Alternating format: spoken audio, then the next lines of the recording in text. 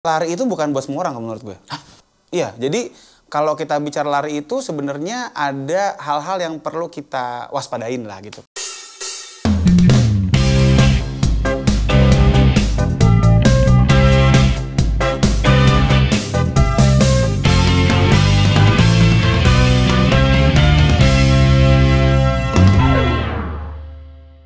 Rotizen, terima kasih ya. Kamu selama ini sudah menjadi penonton setia konten-konten kami. Terima kasih.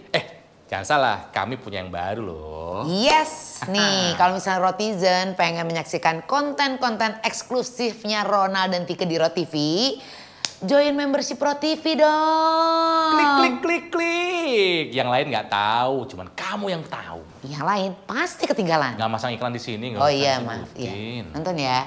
Join ya membership RoTV ya. Satu ketakutan aku nih ketika Ronald lagi sibuk banget adalah lu kayaknya nggak pernah kelihatan gerak badan deh, Nal. Lihat dong Strava gue berapa puluh kilometer gue. Pakai joki kan.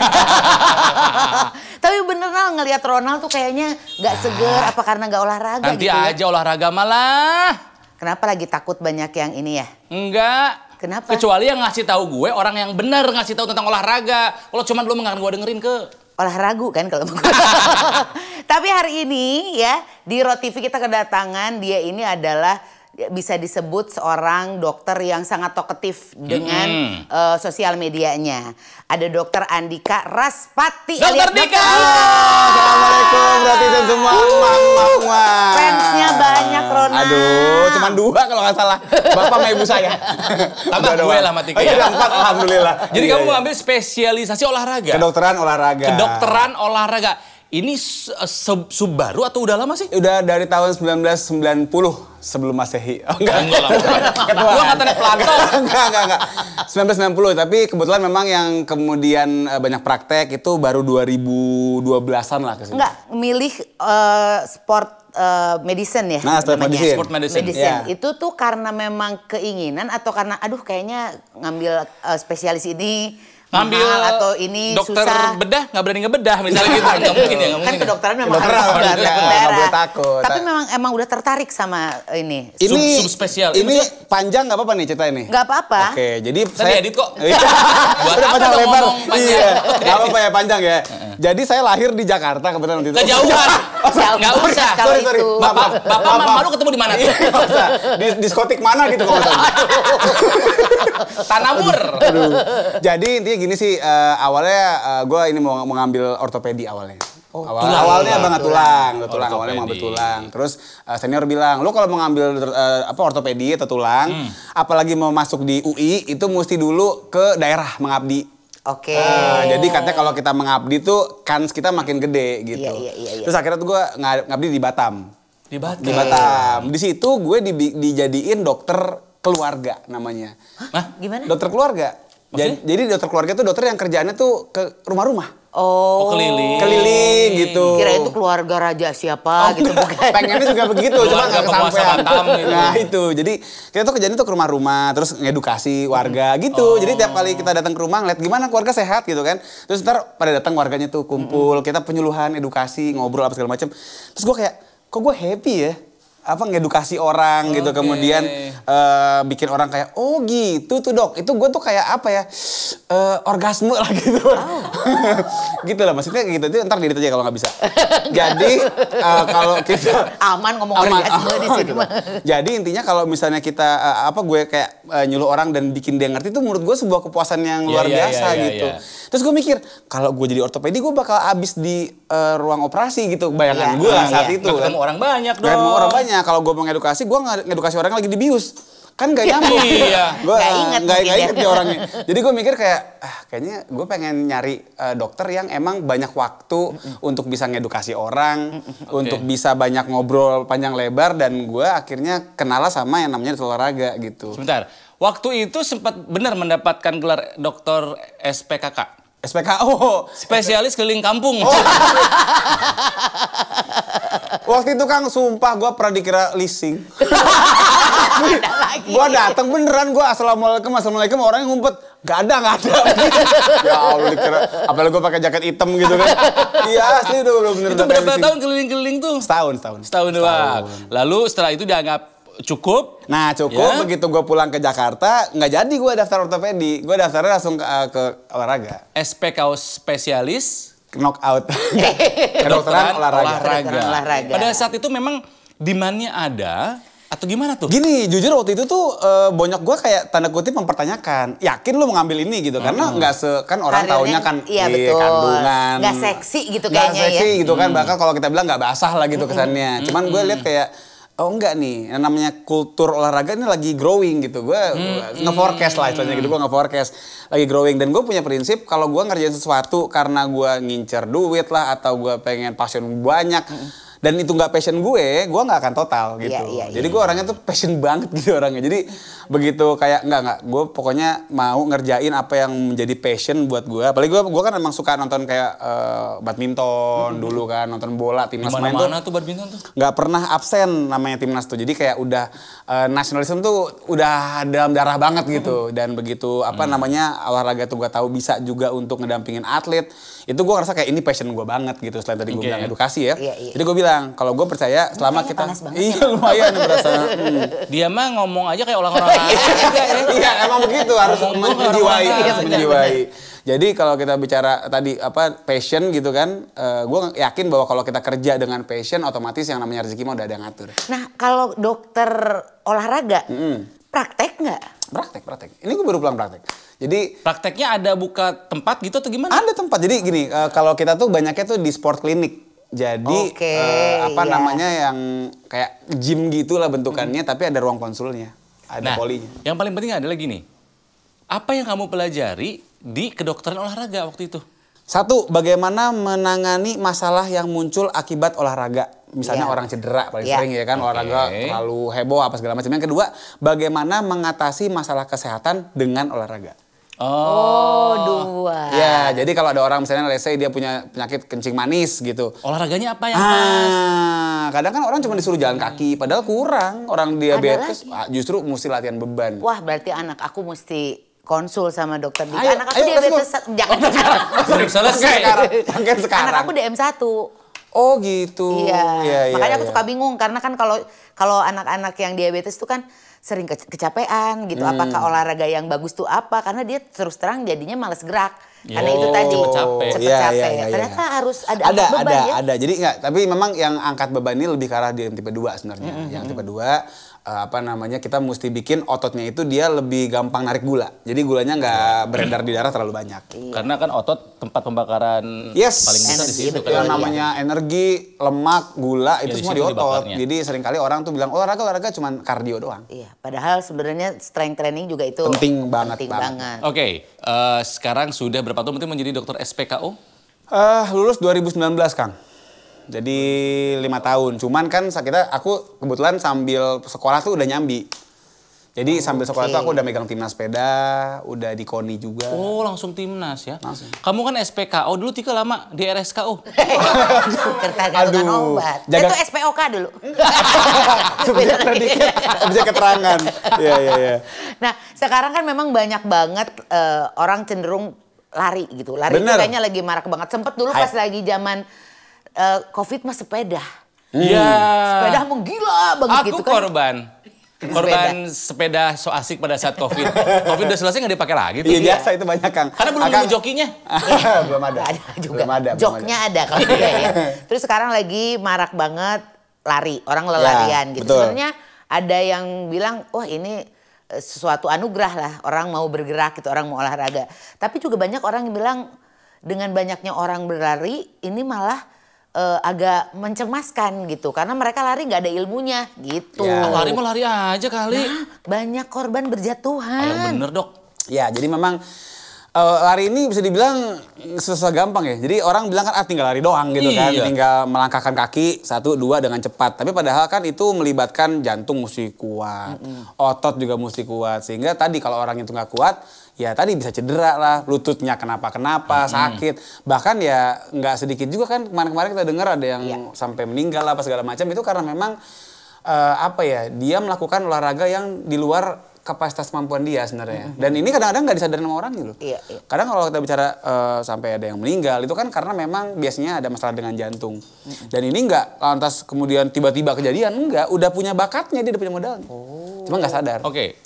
Jadi sok kasih tahu bagaimana caranya kita menentukan olahraga yang tepat buat kita. Oke. Dimulai dari lari dulu aja deh. Lari dulu, oke. Coba fokus ke lari dulu. Gini nih. Kang, sebenarnya lari itu bukan buat semua orang menurut gue. Hah? Iya, jadi kalau kita bicara lari itu sebenarnya ada hal-hal yang perlu kita waspadain lah gitu. Pertama, dari yang simpel-simpel aja dulu. Kakinya aman apa enggak? Maksudnya aman tuh apa? Ya ada cedera misalnya kayak di lutut. Kan ada orang-orang yang dengkulnya emang bermasalah gitu. Iya, memang. Iya kan yang dipakai naik turun tangga sakit itu buat Jangan lari dong. Nggak cocok. Biasanya dia mesti yang memang low impact sebutannya. Jadi nggak semua orang tuh cocok sama lari sebetulnya. Nggak semua orang cocok dengan lari. Karena memang kalau misalnya kita bicara lari kan dia impactnya gede tuh. Iya, Namanya betul. orang Nahan berat badan juga kan? itu kan berkali-kali lipat berat badan kita kan gitu kan. Jadi memang bisa dibilang kalau orang punya lutut yang nggak stabil, punya ankle yang nggak stabil, begitu dia lari kan melayang dengan mendarat dengan satu kaki kan? Betul. Nggak pernah ada orang lari tuh dua kaki gitu. Itu Itu kalau namanya nggak lompat-lompat. ngocop. Pocong run. Bocoran. Nah, artinya nggak mungkin, pasti itu kan bebannya besar. Nah, itu perlu dilatih kan. Jadi dengan adanya orang yang mungkin punya problem di lutut atau di ankle, ya mungkin jangan lari dulu sampai paling nggak sembuh gitu Itu yang kan. pertama tuh ya, kenali dirimu sebelum kamu Memilih olahraga. Memilih olahraga berarti buat lari dulu Iya. ya. Oke. Lalu apa lagi? Nah, terlalu Kang, ini ada lagi yang penting nih. Tadi kan kita ngomong masalah di kaki. Which is kalau misalnya emang kejadian dia cedera kan tinggal ke fisio gitu istilahnya, istilah kasarnya ya. Tinggal ke fisio atau ke dokter olahraga dikasih terapi di lututnya, kelar gitu. Yang ngeri itu tadi kalau tiba-tiba dia nggak tahu dia punya masalah dengan jantung. Yes. Oh iya. Ini nggak cuma di lari sih sebetulnya. Iya, sebenarnya. Kemarin kan memang ada kejadian yang Lagi cukup sepedaan besar yang meninggal ya. ada, yang lagi Sepeda futsal ada, meninggal yang futsal. ada. Badminton Kemarin tuh juga badminton ada. yang kemarin juara Badminton. Asia Iya. ya dari China. Betul. Kakak aku pun meninggalnya di lapangan olahraga lagi badminton. badminton, Iya. iya. Karena memang ada jantung sebetulnya. Gitu. Iya. Memang tadi kalau kita sering kali sebenarnya orang mikir, oh dia ini serangan jantung atau pas lagi olahraga meninggal gara-gara memaksakan atau terlalu capek. Ini mungkin netizen mesti tahu ya, orang kalau misalnya jantungnya sehat, dia jantungnya normal, biar kata capek apa nggak bakal meninggal. Oh, emang udah ada bakat berarti sebetulnya. Udah ya? ada bakat, jadi memang jantungnya pasti udah bermasalah. Tadi orang kalau jantungnya normal ya, jantungnya sehat, di-push, dipaksa, paling ujung-ujungnya blackout doang. Oke, separah-parahnya blackout. Separah-parahnya blackout, iya. Kenapa bisa blackout? Karena dia bukan Lisa. Bisa Blackpink. Bisa Blackpink soalnya. Iya, jadi nggak Iya, bisa iya. dia nge-Blackpink. Bisanya blackout. Jadi begitu dia blackout, harusnya jangan bisa biasa aja lah Kang, bukan nggak enak. Jadi gitu, nggak akan sampai meninggal gitu. Gua nggak suka kalau ada orang pintar lucu lagi. Tadi ambil semua yang bagus-bagusnya. Sorry. Oke. Gitu, jadi kalau sampai ada orang yang meninggal tiba-tiba pas lagi olahraga itu biasanya dia udah punya satu, kalau nggak ada sumbatan koroner, Iya. ya jadi yang karena macam-macam tuh, karena Iya. merokok, karena kolesterol tinggi. Aterosklerosis ya. Waduh, luar biasa. Kok bisa tahu, Kak? Dia kan dulu mau dokter. Oh iya, kok bisa tahu, Kak? Host acara kesehatan. Saya lupa. Aku lupa. Temen gua dokter semua. Lupa. Iya, Iya. Itu iya. bahasa yang susah loh, Iya. aterosklerosis. Apa? Tenang. Cuman itu yang gua tahu. Apa nang tadi ngomongnya? Aterosklerosis. Itu apa artinya? Penyumbatan koroner. Ada lemak, ada gula, ada kolesterol di Iya. pembuluh darah. Nama- Panjang lah, berat. Namanya penyumbatan di arteri. Iya. Ya, apakah itu bisa sembuh oleh itu? Harus masang di sini. Ini belum ada apa-apa nih, belum Belum ada. 2 jam masih belum ada nih. Bu Siska, Pak Winan, boleh kali. Boleh. Kita Built-in bisa kok di sini built-in ya. Iya, harusnya ini yang kali ini tidak dapat sponsor harusnya. Iya, pas ada dokter Dika, pas kita juga ngomongin soal itu. Lanjut, Dok Dik. Oke, jadi yang namanya penggunaan laser, bukan laser, maksudnya presentasi itu yang Iya, buat PowerPoint. benar. Nah itu kita bisa bilang ya, tadi ngomong apa sih gue? Jantung Oh tadi. jantung, oh iya. Jadi tadi kalau misalnya emang orang itu dia punya penyumbatan di koroner, maka dia bisa tiba-tiba nyumbat pas lagi lari. Atau kayak yang kasus kemarin tuh, Iya. yang di badminton itu kan Iya. masih muda banget kan. Betul. Kalau Kenapa sih tuh? gini, gue nggak bisa bilang dia kenapa secara jelas karena kan gue nggak ngotot Nggak ada si di situ pasiennya, juga, gua nggak ada di situ iya. juga. Tapi biasanya kalau ada orang masih muda, meninggal mendadak, seringnya itu karena memang ada kelainan jantung dari lahir. Betul. Oh, Jadi kan kemarin bawaan. sempat simpang siur bahwa aturan terlalu ketat katanya kan. Terus ada juga katanya pertolongannya terlambat. Terus juga apa alat-alatnya kurang. Tapi ada juga kemarin tuh terakhir yang bilang memang catatan kesehatannya si atlet ini Nggak terlalu katanya baik. belum diperbaharui.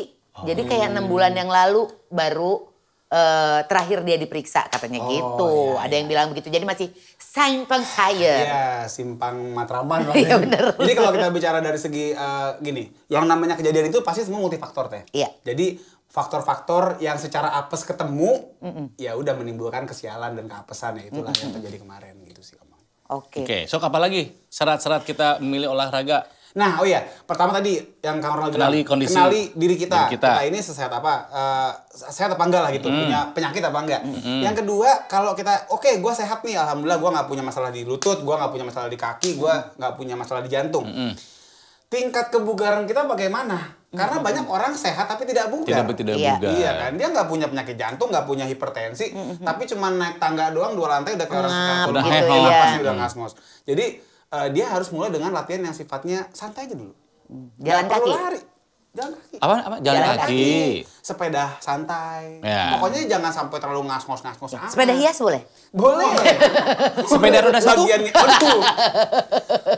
Ya pokoknya gitulah. Dia, kita bikin dia jangan terlalu sampai ngos-ngosan banget. Iya. Nah yang ketiga ini juga sering lupa nih. Pilih yang kita enjoy ngerjainnya. Karena kita mau olahraga itu kan buat habit. Iya, betul. Ya. Iya kan, buat jadi kebiasaan sampai tua. Jangan sampai gara-gara kita cuma sekedar FOMO. Iya. Iya kan, gue mau lari gara-gara tetangga gue pada lari. Padahal dia nggak enjoy ngerjainnya gitu. iya. Akhirnya apa begitu orang tetangganya hilang juga. Betul. Ada kebetulan teman saya yang ternyata tidak menikmati lari setelah saya ajakin. Berkali-kali dia bilang, aku kayak nggak cocok di lari. Oh. Aku lebih cocok bekerja di air. Katanya Oh, gitu. itu tergantung sio. Iya, bener. Terus sama Tergantung sionya. kayak gue nggak suka lari. Iya. Jadi kalau sepedaan ayo. Oh, ya nggak apa-apa. Kan sama-sama Gitu loh. kardio. Iya, Nggak masalah. nggak suka lari. Iya, motoran aja dia nggak suka sebenarnya, tapi masuk prediksi. Aku nggak ngerti kenapa. Itu mungkin ada perluan yang lain. Kita nggak tahu ya. Nah, olahraga berarti sebenarnya orang kalau mau olahraga ya mulai dulu aja, tapi sebenarnya harus kenal dulu sama kemampuan Tadi, kita. dengan kesehatan kita, kemampuan kebugaran kita, sama preferensi. Iya, Oke. sukanya apa. Dan itu harus jujur. Iya. Biar enjoy ngerjainnya. Nah oke, untuk yang satu dan yang kedua, kita bisa konsultasi ke siapa? Idih. Nggak ada. Praktek di mana sih, Dok? saya, Nggak, praktek, saya praktek di daerah Pancoran namanya Wells Pro. Apa? Wells Pro. Wells Pro. Wells Pro. Jadi Wellness and Sport. Performance gitu. Jadi Bukan di itu. Bintaro dong, kan daerahnya kekuasaan banget. Bisa sih. Nanti kita hubungin abis ini. Intinya ya tadi kalau bicara kita sekedar pengen tahu kita sehat apa enggak, sebenarnya memang nggak cuma ke sports medicine kan. Kita mau tahu jantung sehat apa enggak, dokter jantung bisa. Iya, betul. Iya kan? Kita mau even sebenarnya kita mau tahu sekedar kita ini bugar apa enggak sih, kita sehat apa enggak. Itu bisa ke dokter umum pun bisa kan. Karena kan dokter umum pun juga tahu, oh jantung yang bermasalah gejalanya ini, ya kan, paru-paru yang bermasalah gejalanya itu. Bisa, cuman memang kalau ke spesialis tuh lebih ke arah kita arahin olahraganya seperti apa sih, gitu Iya. yang cocok sama kondisi badannya. Gitu. Oke. Nah ini kan akan ada Olimpiade Paris. Yes. 2024, kamu jadi bagian dari tim Insya Allah, kontingen? Oh insya keren. Dengan mendampingi cabang olahraga apa? Kebetulan saya di kontingen Kang, jadi Umum? semua Buat semuanya? cabur. Nice banget. Kalau nemenin sepeda sih kayaknya udah sering lihat kemarin terakhir Thailand atau India ya. Enggak, terakhir banget ke Kanada. Kanada gitu. Nah itu kalau misalnya kamu mendampingi kontingen olahraga gitu kan ya. Kalau misal ada cedera tuh langsung ditangani di tempat atau gimana sih? Tergantung Kang. Jadi memang ada cedera-cedera yang memang dia harus urgent banget saat itu juga harus tanganin. Ada yang kayak udah kita penanganan asal dulu. Painkiller aja dulu gitu? Bisa nanti gitu begitu ya? kita beres, begitu Baru minggir, baru ditangani. kita tanganin. Tapi gini Kang, ini mungkin cerita juga nih ya. Yang namanya atlet sama orang biasa itu beda banget. Kita tuh nggak bisa nyamain karena gini, kalau sama orang biasa kan seringkali cuman pegel-pegel dikit doang atau linu-linu tipis tuh udah lu istirahat aja dah.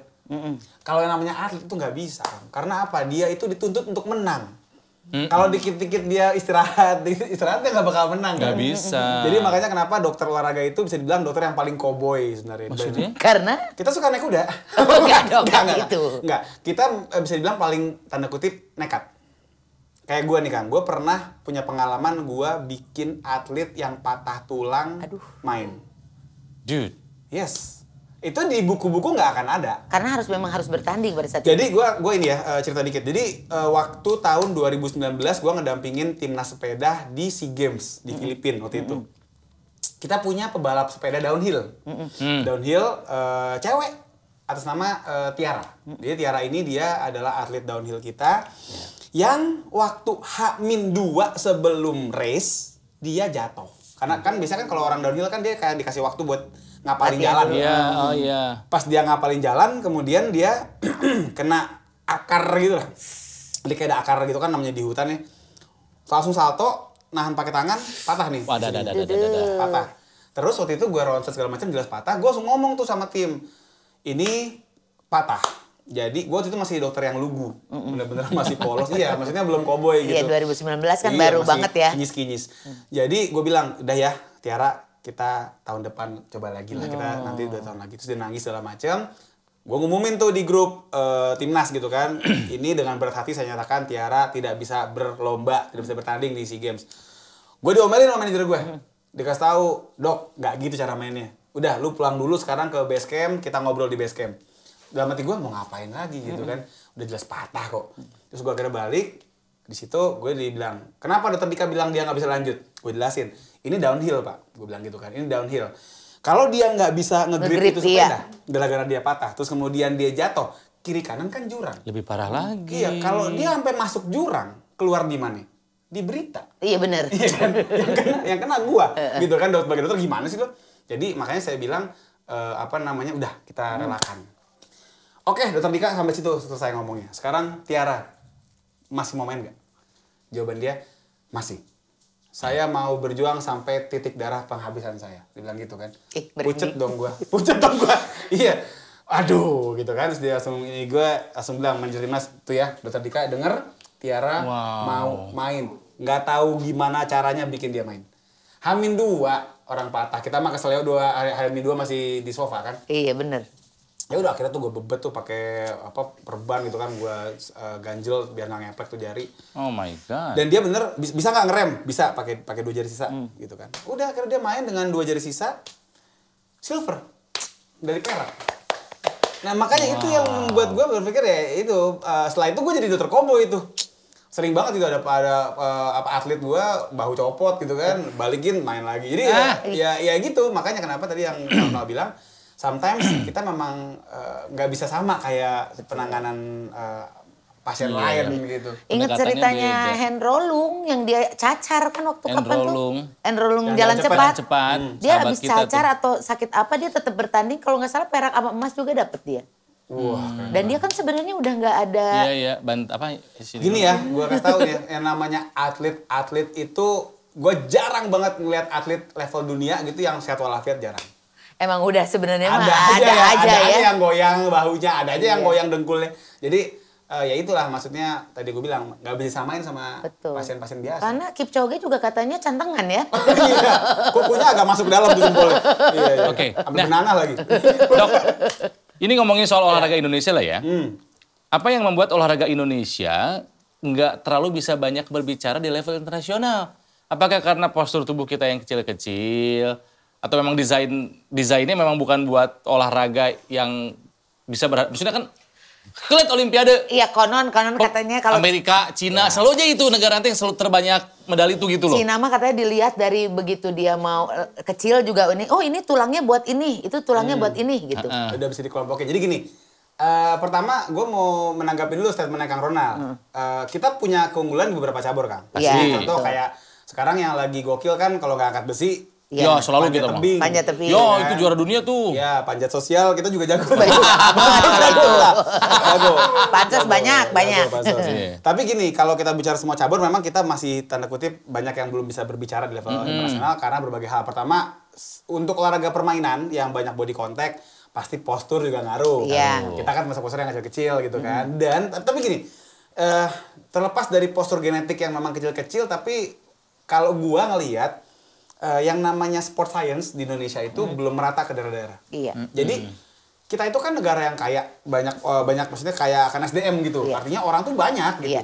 Cuman tidak semua daerah di Indonesia itu sudah memiliki pengetahuan yang dalam soal sport science. Jadi pengalaman kayak gue nih ya, gue nggak akan sebut caburnya apa, tapi seringkali gue ketemu atlet tuh, kan mereka tuh kan biasanya kan pembinaan usia muda dulu, ya kan usia muda, nanti begitu dia udah like 18 tahun gitu atau 19 tahun baru dia ke pusat, ke nasional. Renang kan? Enggak. Jangan nuduh gitu, dia susah jawabnya. Karena gue sodor. Jadi kalau misalnya yang selama ini gue perhatiin, banyak banget orang-orang itu didatengin atlet yang dari daerah, mau dimasukin ke pelatnas atau ke pusat nasional, itu tanda kutip modalnya kurang banget kan. Oke. Jadi harusnya kan kalau kita bicara negara maju, dari kecil itu udah dibentuk. Iya, Makannya gimana itu dari kecil, latihannya gimana dari kecil.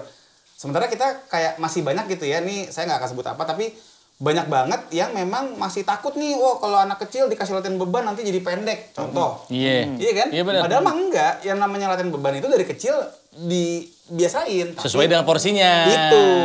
Jadi banyak banget gue temuin gitu ya kayak atlet begitu datang ke pelatnas, kok ini loyo banget ototnya gitu kan, kosong Karena banget nggak ototnya dilatih. karena nggak pernah ketemu latihan beban gitu. Jadi kita telat mulainya untuk bisa numbuhin otot itu kan udah belasan tahun kan sebenarnya telat. Ya, misalnya ada sama-sama anak 12 tahun, tapi 12 tahun yang di Cina, 12 tahun di kita pasti beda tuh. Iya. Ini mah udah semi jadi nih, yang di Iya. Cina mah tinggal moles sedikit gitu ya. Udah gitu Cina itu dia enaknya kan orangnya bejibun ya. Iya. Banyak banget. Jadi kalau misalnya dia tuh kan mungkin kita pernah lihat ya, dia yang viral-viral di video tuh dari kecil udah disuruh jumpalitan apa segala macam kan.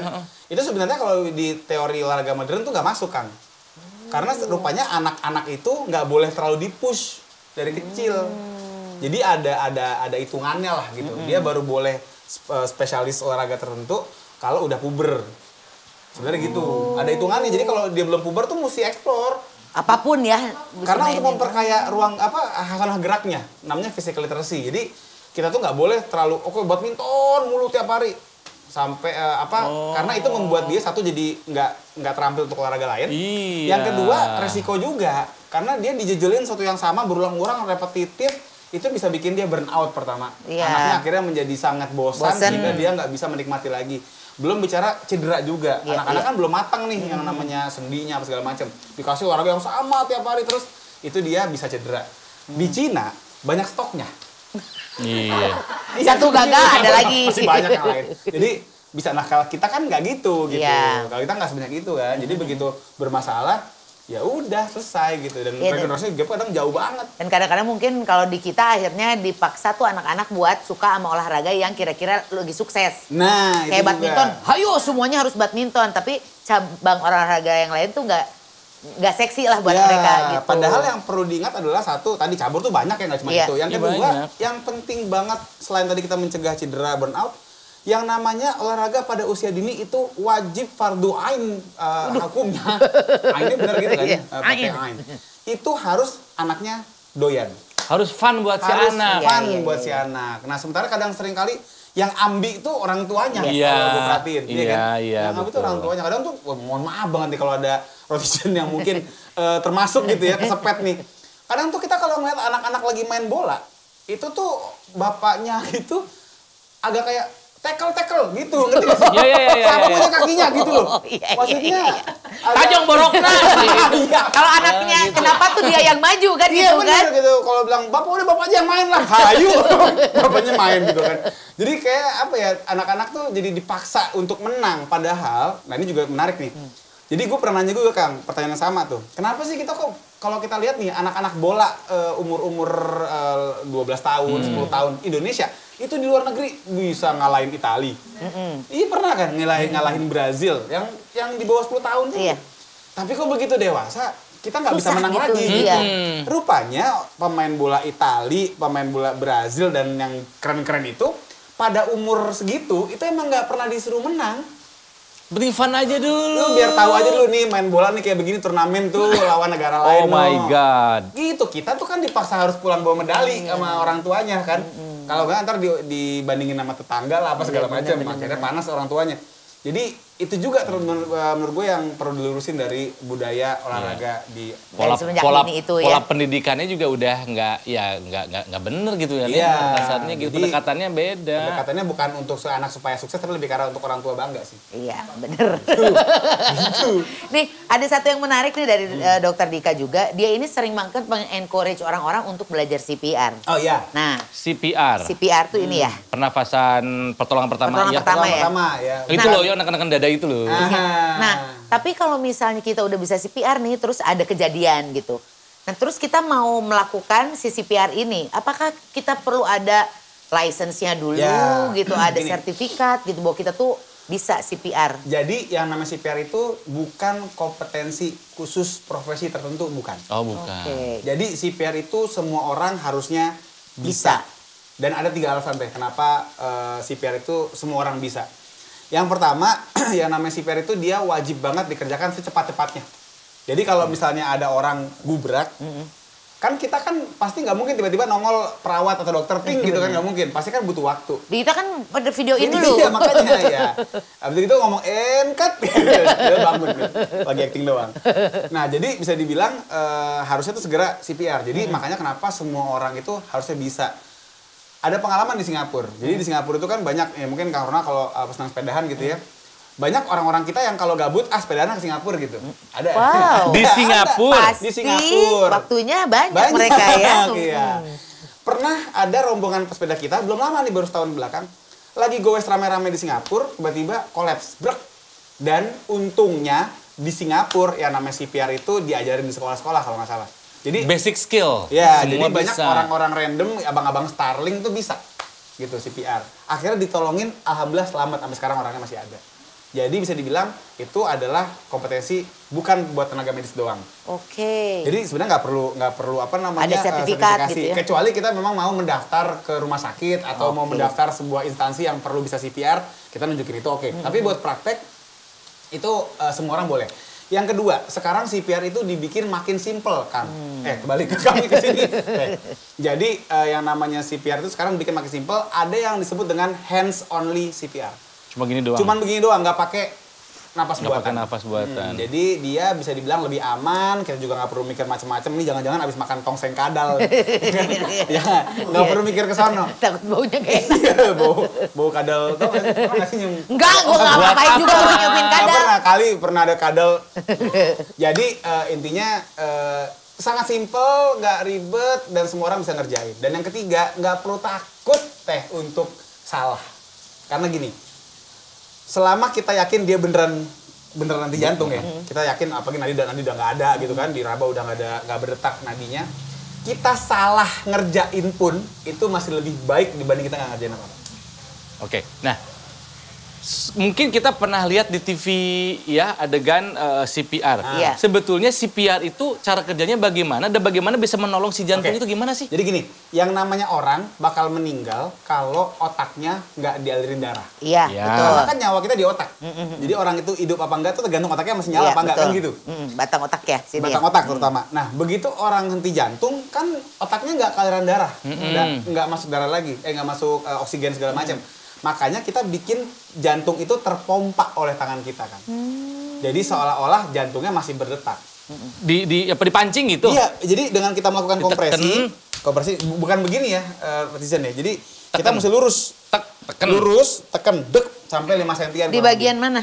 Bagian tulang dada nih. Jadi ini kan ada tulang dada nih, itu setengah bawahnya. Dada saya agak susah di bawah. Kan mana kan ada kan? Kan ini kan Iya, ini. iya. Ini? Iya, ada juga yang Oh bukan di ki- jantungnya? Enggak, jadi jangan di kiri. Jadi Oh, orang oke. kan tahu, oh jantung di kiri. Kalau kita ngambil terlalu kiri, nanti yang ada gampang patah. Iya, bisa matahin tulangnya Karena ya. rusukan lebih rapuh dibanding tulang. Ini tulang paling kuat nih. Karena itu kuat banget. Jadi kita ambil tulang dada ini. Kalau untuk laki-laki itu gampang banget kan ngeliatnya. Pokoknya sejajar dengan puting. Titik Sejajar dengan dengan puting. Titiknya di situ. Oh, Kalau iya. saya di sini soalnya tulang dadanya. Saya nggak enak nih. Udah tertarik gravitasi.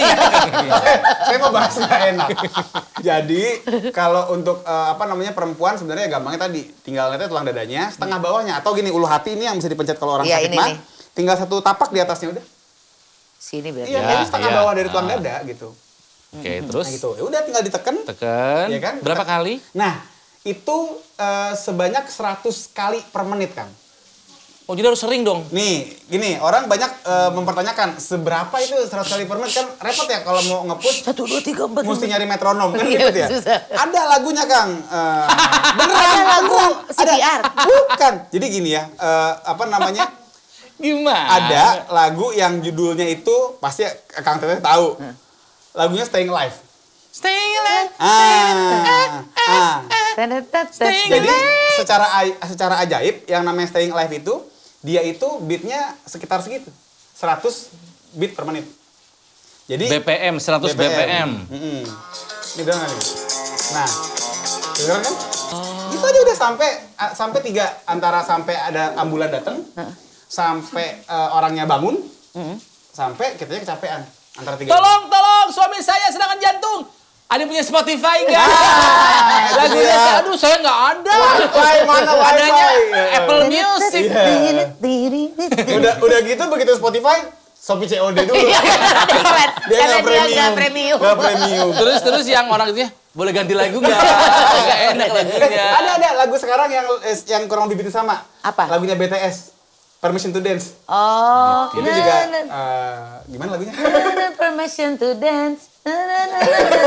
Kenapa jadi kayak kosidahan? Saya sambil makannya punten. Oh iya. BTS. Terus Ini. ketukannya sama 100. Sama mirip Permission to Dance ya. Kok gitu lagunya? Itu lagu apa? Dynamite. Dynamite. Oh, Dynamite. Ya Allah. Luar biasa. Bangga, aku bangga. Tangan dibanding gue. Astagfirullahaladzim. Tahu nggak? Kemarin aku baru beli box set New Jeans. Oh, buat ponakan lu ya? Apa ya lagi tuh? Hati nih. Gue beli Nujus di Ciamplas kemarin. Bukan jeans yang itu. Bukan. Dan Ronald. Iya bener. Aku bangga, Ronald. Ternyata aku pergi dengan aku. Nular sama kamu. Ternyata Army ya karena baru tahu. Itu bukan BTS? Iya, BTS. Army itu fansnya. Oh iya. Iya, ketuanya itu Pak Andika. Itu TNI Army sudah. Udah bukan panglima juga. Itu Andika. Oke, gue lagi agak jarang banget olahraga nih. Oke, karena kalau lari bukannya nggak pengen, gue tuh kalau lari ya. Nggak suka tadi lu bilang. Ya di kilometer kedua telapak kaki gue sakit. Oh iya. Itu kira-kira kenapa? Pertama memang kita kalau bicara telapak itu banyak faktornya, Kang. Pertama faktor sepatu. Yang kedua mungkin faktor dari telapaknya itu dia ada yang ceper kakinya. Ya, Flat nggak foot. ada ini. Flat foot, nah jadi kakinya ceper. Nah itu juga kadang suka bikin problem. Nah terus kemudian juga ada yang memang ada kelemahan di otot-otot kecil kakinya. Jadi gampang bermasalah juga banyak. Jadi ya tadi memang lari itu nggak buat semua orang. Maksudnya dipaksain nggak apa-apa ya? Kan bisa sepeda, kan sama-sama kardio juga. Ya, masalahnya ada beberapa orang yang memang hobinya lari dan itu orang penting. Jadi gue hobinya tuh lewat lari terpaksa harus lari. Dulu kan yang namanya olahraga lobby kan golf. Ya, sekarang lari. Bener. Beberapa pejabat juga aku sering lihat ikutan race juga. Tapi gue Iya. bingung orang lobby sambil lari bukan ngos-ngosan ya? Ya sesudahnya dong. Gue pikir Tapi itu gimana? ketika lu masih bisa ngobrol sambil lari, itu tandanya bagus. Iya. Benar. Gitu. Jadi ini lagi mencoba untuk pelan-pelan ke lari karena bapakku Kebutuhan. itu senengnya lari. Oh. Jadi Bapak yang mana Iya ya? itu dia makanya. Yang mana nih? lah pokoknya mah Oke. terus lari aja pokoknya mah. Oh, iya. Nah, berarti banyak ilmu ya kita dapat ya hari ini ya. Soal olahraga. Ya mungkin sekarang Rotizen termasuk yang lagi getol banget berolahraga ya. Jadi pertama kenalin dulu, yang paling penting kenalin dulu Kenali dirimu. dirimu. Ya. Habis itu kedua Tadi kan dirimu pertama sehat apa enggak? Terus bugar apa enggak? terakhir harus Sesuai seneng. dengan- Enjoy, yes. Harus enjoy olahraga itu. Betul. Ya, apakah ini berpengaruh dengan kecerdasan seseorang? Maksudnya kan ada kecerdasan fisik kan? Kan kecerdasan itu kan ada 8 kan? Iya. Ada yang kinestetik, ada Ya, yang apa ya. gitu. Itu ngaruh nggak sih sebetulnya? Ngaruh sebenarnya, tapi kan gini, kalau bicara lari kan kayaknya semua orang bisa lari sebenarnya. Meskipun mungkin formnya nggak bener-bener amat Iya. gitu. Tapi paling tidak lari itu semua orang bisa. Nah, untuk yang tadi kecerdasan gerak itu mungkin lebih ke arah olahraga yang sifatnya butuh koordinasi. Koordinasi yang memang lebih apa ya, kayak olahraga permainan gitu loh. Itu kan memang tadi nggak semua Lebih orang. kompleks lah ya itu ya. Ya, lebih kompleks. Tapi tadi kalau bicara lari itu memang paling ngaruh tuh pertama tadi kakinya aman apa enggak, jantungnya aman apa enggak. Nah, kalau dokter Dika sendiri, olahraga apa yang paling nyaman untuk dirimu? Aku sebenarnya kalau bicara olahraga yang paling aku happy adalah olahraga permainan sebenarnya. Oke. Olahraga permainan. Ya apa? Basket? Futsal. Oh, kamu suka Aku futsal? futsal. Tapi memang itu kan bukan olahraga untuk pembugaran sebenarnya. Jadi kalau olahraga kebugaran tuh bukan olahraga permainan. Iya, Yang harus konstan gitu ya? Harus yang bisa didosis, yang bisa kita atur. Iya. Jadi kalau sepak bola gitu atau futsal itu kan kumaha lawannya gitu. Iya, Maksudnya gimana olahraga permainan itu iya, mah. gimana atmosfer pertandingannya kita nggak bisa ngatur. Tapi kan kalau jogging kan segini nih pas nih speednya. Kalau kita bicara kebugaran harusnya yang kayak begitu, yang bisa didosis. Nah, makanya kenapa gue ngakalin dengan lari gitu. Oh iya, dia sering lari banget. Iya, lari tapi juga. itu buat gue kewajiban jujur aja. Tapi gue masih enjoy ngerjainnya. Meskipun nggak yang kayak bener-bener ambi banget nih nggak. Ya makanya kalau gue sukanya digabungkan. Jadi ketika gue bertanding sepak bola, gue malah lari. Nggak pernah dioperin soalnya. Dari ruang kosong tapi nggak ada yang ngasih. Lari. Kosong gitu, terus kenapa kalau kosong gitu? Nah, ini ada pertanyaan dari salah satu yang ada di sini yang bilang kalau olahraga boleh makan dulu nggak? Atau mendingan sebelum olahraga kita nggak makan dulu? Oke, jadi makan apa enggaknya tergantung intensitasnya seberapa tinggi. Oke. Karena kalau kita mau latihan yang sifatnya berat, kalau kita nggak makan kita akan cenderung low bed. Jadi gini, olahraga kalau kita berat intensitasnya, maka tubuh mau nggak mau dia akan ngambil gula. Karena untuk olahraga yang sifatnya high intensity, dia cuma bisa pakai karbo sebagai primary fuel-nya. Kayak yang mau lari gitu biasanya kan harus carbo loading. Iya, kalau jarak jauh teh. Iya. Nah, tapi kalau misalnya dia larinya nggak mau yang terlalu ngebut dan short period pendek waktunya, bisa nggak makan dulu. Tapi kalau dia misalnya mau lari HM, itu kan panjang tuh, gulanya bakal banyak kepake. Dia mesti ngisi gula dulu. Iya. Nah, tapi kalau untuk olahraga yang sifatnya ringan, yang santai gitu, yang enteng, itu tuh dia bisa menggunakan cadangan lemak. Jadi kita nggak makan pun nggak masalah kan, cadangan masih banyak gitu. Oke. Dan soal kenapa jalan kaki itu sebenarnya bagus karena yang diiniin lemak, yang dibakar Ini lemak. beda cerita, ini beda cerita. Oh, ini beda cerita ini lagi, beda cerita. Allah. Ini sorry ya, gua pengen lurusin nih. Jadi gini, orang kalau misalnya mau kurus dengan cara fat loss, bukan berarti dia mesti olahraga yang ngebakar lemak. Oh. Beda. Salah. Membakar lemak dengan mengurangi lemak itu dua hal yang berbeda. Karena kalau kita bicara membakar lemak, olahraga yang fat burning namanya kan. Fat burning itu cuman bicara pas dia lagi olahraga tuh dari mana bensinnya. Pakai solar atau pakai bensin gitu. Atau kalau orang belanja bayarnya tuh pakai debit atau pakai cash. Iya. Gitu. Gampangnya begitu. Tapi kalau kita bicara kita mau fat loss, yang lebih dilihat adalah keseimbangan kalorinya dalam sehari. Jadi meskipun dia let's say dia olahraganya selalu yang fat burning, Tapi kalau makannya tapi banyak. kalori intake-nya ujung-ujungnya tinggi, surplus kalorinya, oke. nggak berhasil untuk defisit, dia nggak bakal fat loss. Oke. Dia Iya, nggak bakal iya, hilang iya. lemaknya. Tadi sama dia misalnya dia bayar pakai debit terus nih, let's say lemak gitu kan. Tapi dia nggak masuk terus gitu. Ya dia nggak akan miskin gitu kan, nggak bakal Tetap berkurang kaya duitnya. aja Tetap gitu. kaya aja. Jadi kayak gitu. Nah, sebaliknya kalau kita bicara latihan yang sifatnya berat, tadi kita bakal ngebakar gula. Oke. Tapi secara kalori dia gede deh. Jadi waktu lagi proses nih, dia itu ngebakarnya gula dan begitu dia beres, dia istirahat, itu barulah ada pembakar lemak. Ada namanya afterburn. Ini yang disebut itu ya, yang kayak angkat beban gitu-gitu. Enggak, justru kalau yang afterburnnya panjang, itu latihan-latihan yang sifatnya kardio-kardio yang high intensity, interval, main tempo, lari fartlek atau yang kencang. Nggak ngerti. Nah, begitu olahraga kayak kita main intervalan nih, contoh nih, atau yang main ngebut larinya.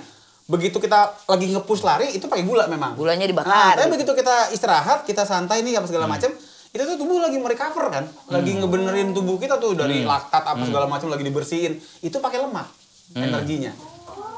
Iya, jadi pembakar lemaknya terjadi setelah latihan, untuk latihan yang sifatnya berat. Dan tadi, karena dia berat, dalam waktu yang relatif sama dengan latihan yang ringan, dia ngebakar kalori lebih banyak.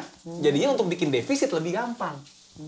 Makanya kenapa buat orang yang pengen fat loss, jangan takut untuk lari atau untuk olahraga yang berat, nggak apa-apa. Tuh, ternyata gitu. Jadi beda-beda ya. Ada yang bilang katanya kalau untuk fat loss tuh jangan lari. Boleh. Malah jalan kaki aja. Ternyata mah enggak ya. Nggak, jadi gini, mau itu jalan kaki, mau itu lari, boleh. Sepanjang kalorinya jadi defisit, Ya. bisa. Cuman konsekuensinya, kalau mainnya santai, cuman jalan, butuh durasi yang Lama, panjang. lebih lama. Iya, karena persatuan itu kan kecil kalorinya. Betul. Tapi kalau kita nggak punya banyak waktu, kita mau lari, bisa lebih pendek. Tapi kan nggak semua orang siap lari juga tadi. Iya, betul. Gitu. Siapa? Ya ini makanya, jadi kadang informasi ini sering kita dapatkan kan dari mana aja. Betul. Dan biasanya dari orang-orang yang ya nggak tahu ilmunya juga. Iya, atau mungkin dia juga karena tahu Gitu loh. ilmunya ya karena dia juga denger Iya. aja. Nah, dengar-dengar Katanya-katanya. dengar itu juga kan kita nggak tahu sumbernya dari mana. Kalau ini kan belajar. Nah, bahkan mungkin ada yang menyesatkan. Iya. Ini based on penelitian ini. Pas kita cek penelitian 20 tahun yang lalu, ya udah nggak relevan nggak juga. Iya, based on penelitian, riset, tapi ya kalau udah nggak relevan ya jangan dipakai lah. Betul.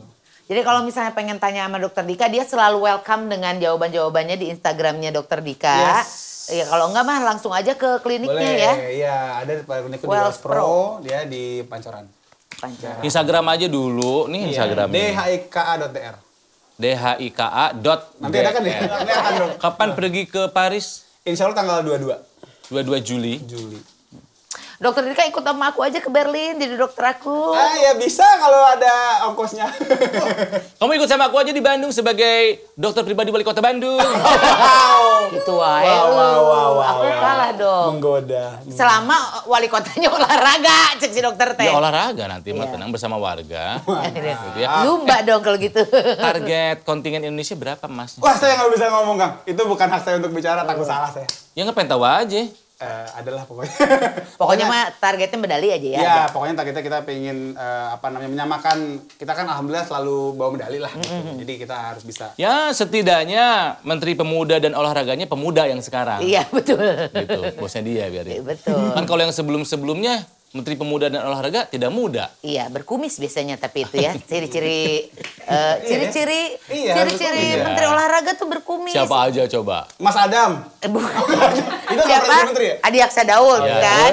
terus? Yang kumisan teh siapa lagi? Ini Ayono Isman. Iya, Iya, betul. Dia masih. apa namanya? Ada tuh yang enggak ini terakhir kan siapa? Yang Pak sebelumnya? Zainuddin Amali. Pak Zainuddin Amali Amali. Oh, enggak, iya kumis. betul, kumis. enggak kumisan, betul. Yang sekarang kumisan lagi. Iya Mas dong. Dito. Mas Dito ya. Iya. Jadi selamat bertanding buat kontingen Indonesia yang akan berlaga di Olimpiade 2024 Paris. Yeay. Aku pengen ininya dong, jersinya yang hitam, please. Belum apa-apa udah just tipin. Mas Belum Didit jalan udah aja. just tipin. Oh iya. Oh, Kan ke Mas Didit desainnya. Iya, aku nggak kenal Mas Didit. Aku kenal kok. Aku kenal, kamu kenal Mas Didit? Didit Ninik Towo. Benar dong. Itu dijual bebas nggak sih? Nggak bisa. Kayaknya Dijual seharusnya bebas sih nggak sih? dijual bebas Ada, karena ada. keren banget. Lining kan? Lining, Lining, ya lining, betul. lining. Tapi target dari tim kedokteran yang berangkat, tim dokter yang Berapa berangkat. orang tim dokter? Dokternya 2 kebetulan, insya Allah. Hah? Emang cukup cuman Orangnya kan 2? nggak banyak. Enggak, dokternya 2 tapi kan ada fisioterapis. Beda ada lagi. finisher. Pulang nggak ada yang cedera itu. Ya, kalau kita paling nggak tidak ada yang cedera, semua bisa bertanding dengan sehat, ya pulang kembali di tanah air juga dengan selamat. Tapi tadi kalau bisa medali bonus. Amin. Didoakan. Apa bahasa Prancisnya teh berjuang teh? Vini vidi vici Gan ya? bate. Bu, itu bahasa Jepang. Jepang. Oh, sorry. Apa ya? Nggak tahu. François Mitterrand. Itu presiden dong. Emmanuel Macron. Iya, Bukan, sekarang. bukan. Semua itu Perang. tout le jour. Aduh, itu Korea juga, roti Korea. Tapi bahasanya pakai bahasa Dokter Dokter Prancis. Dika terima kasih. Terima Senang kasih. hati. Sebetulnya masih banyak yang pengen kita tanyain ya, karena soal olahraga ini kan memang ya semua harus olahraga, nggak bisa ya. Mensana incorpore sano. Artinya, Kang. Ya, musiknya ke sana, nyanyinya ke sana. Pales dong. Tapi pales. Iya, mudah-mudahan semuanya Indonesia bisa olahraga.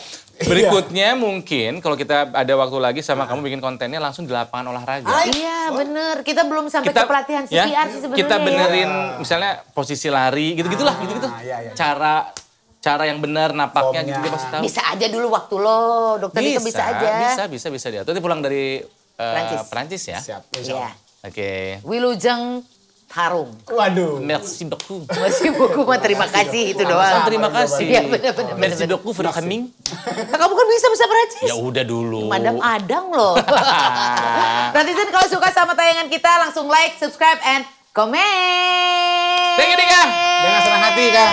Terima Dok, kasih. terima kasih. Ya, thank you semua. Sampai ketemu lagi. Sehat-sehat semuanya. Saya menyelam dulu ya. Aduh.